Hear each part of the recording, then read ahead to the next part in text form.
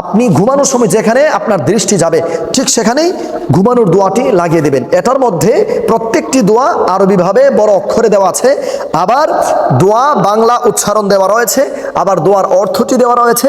নিচে দোয়ার এটি যে পড়তে হবে হাদিসে পাকে আছে, এর রেফারেন্স সহ দেওয়া রয়েছে। এই স্টিকারগুলো যদি আপনার কাছে থাকে, দৈনন্দিন জীবনের প্রত্যেকটি ধাপে ধাপে আপনি দোয়া পাঠ করে আল্লাহর প্রশংসা নিয়ে প্রত্যেকটা কাজে কর্মে, ব্যবসা বাণিজ্যে, খেতে খামারে, ফসলাদি প্রত্যেকটা কাজে কর্মে আপনার রহমত থাকবে।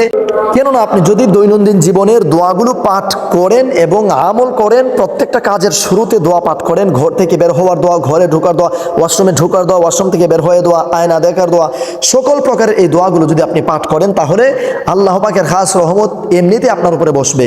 আল্লাহ পাকের রহমতের ছামিয়ানার নিচে সবসময় আপনি থাকবেন ইনশাআল্লাহ। তাহলে এখানে কি কি দোয়া আছে আমি সংক্ষেপ করে আপনাদেরকে জানিয়ে দিই।